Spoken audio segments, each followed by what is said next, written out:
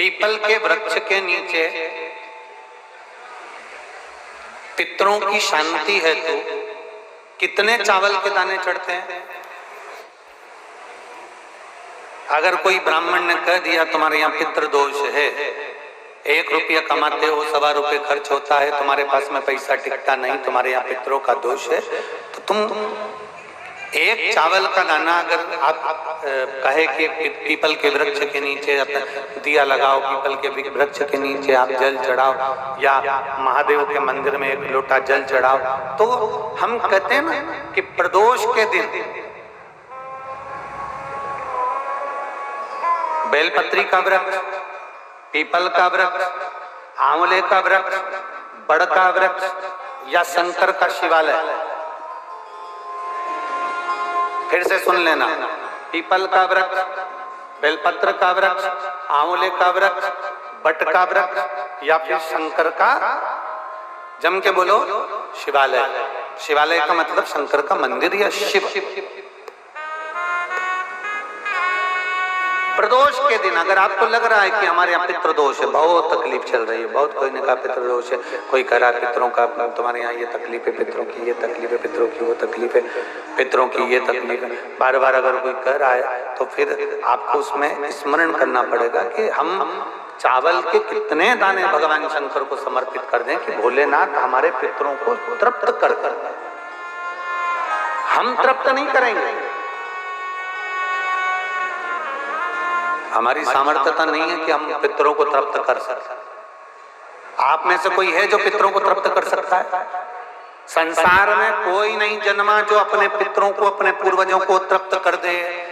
गया जी का पिंडदान कर लो, तर्पण कर लो, तिलांजलि दे दो, घर में ब्राह्मण भोज करा दो, साधु भोज करा दो, संत भोज करा दो, तुम दुनिया भर का सारा 50 काम कर लो, उसके बाद भी तुम पत्रिका किसी को दिखाओगे तो वो भी कह देगा तुम्हारे यहाँ, फिर वापिस कहेगा कि पितृ दोष है।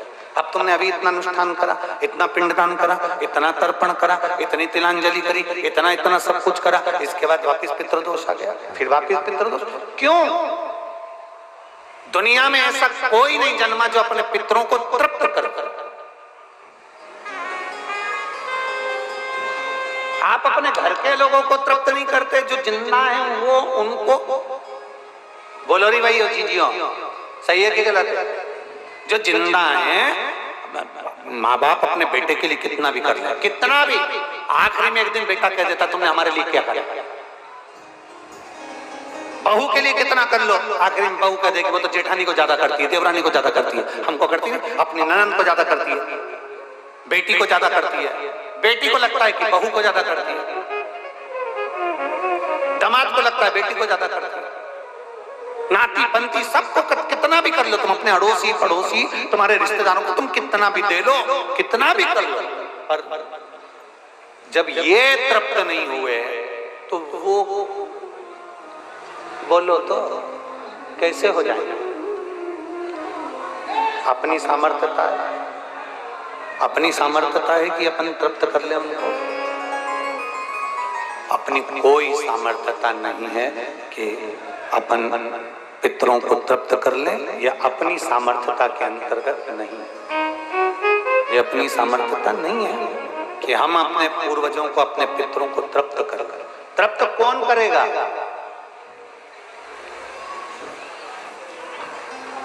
जिनकी शरण में पितृ है, वास्तु के देवता भगवान शंकर, काल सर्प दोष के देवता भगवान शंकर,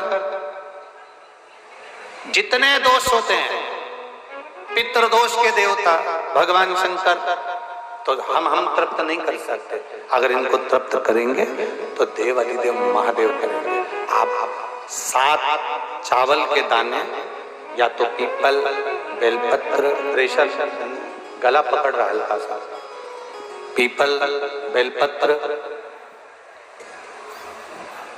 आंवला, बटवृक्ष या फिर शिवालय, प्रदोष के दिन 7 चावल के दाने आप इन जगह में से कहीं पर भी अगर आप समर्पित कर देते हैं तो उसके बाद आप जो जिंदगी जी रहे हैं और 3 महीने फिर आप अंदाजा लगा कर देखना कि आपने जो 7 चावल के दाने इन स्थान पर अगर आपने समर्पित करे तो उसका फल पितरों को मिला कि नहीं मिला, और उसका फल हमें प्राप्त हुआ क्या।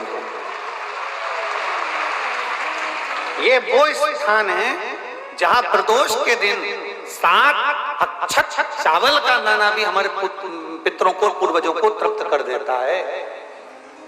कौन कौन सा स्थान वापिस बोलेंगे सभी लोग? पहला पीपल, दूसरा बेलपत्र, तीसरा आंवला, चौथा बटवृक्ष और 5वां शिवालय, शंकर भगवान का स्थान।